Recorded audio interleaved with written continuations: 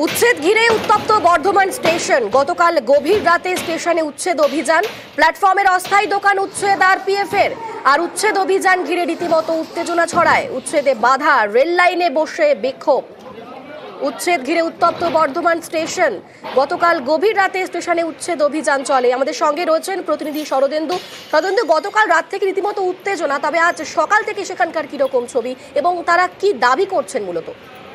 দেখো, আজ সকাল থেকে মূলত স্বাভাবিকই রয়েছে বর্ধমান স্টেশন চত্বর, নিয়মিতভাবে ট্রেন চলাচল চলছে। তবে গতকাল রাতে কিন্তু ব্যাপক উত্তেজনা ছড়ায় এবং এই যে যখন উচ্ছেদ অভিযান শুরু হয় তখন তারপর থেকেই প্রতিবাদে কিন্তু ব্যবসায়ীরা তারা রেল অবরোধ শুরু করে দেয়, রেল লাইনে নেমে পড়ে। যদিও আরপিএফ তাদেরকে তুলে দেয়, কোন ট্রেন চলাচলে কোনো বিঘ্ন ঘটতে দেয়নি।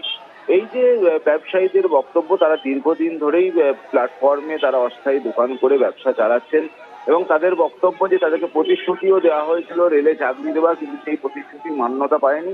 উল্টে 24 ঘন্টার নোটিশে তাদেরকে উচ্ছেদ করা হচ্ছে এবং রেল সূত্রে আমরা যেটা জানতে পারছি যে তাদের আগেই নোটিশ দেওয়া হয়েছিল, তাদেরকে দোকানপত্র সরিয়ে নিয়ে যাওয়ার জন্য বলা হয়েছিল, কিন্তু যারা সরিয়ে নিয়ে যায়নি মূলত তাদেরকেই উচ্ছেদ করা হয়।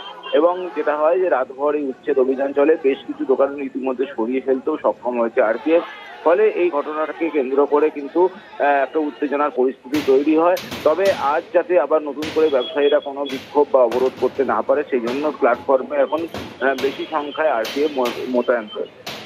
বেশ, ধন্যবাদ শরদেন্দু।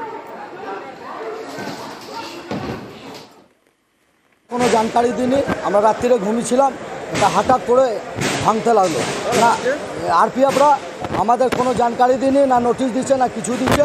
টাকা দিতে হবে, স্টেশনে কাজ করার জন্য আরপিএফদেরকে টাকা দিতে হবে, সব থেকে প্রথম কথা। আমরা চাইছি আমাদের নিজের দোকান, আমরা দেবো কেন টাকা? আমাদের কাগজপত্র আছে,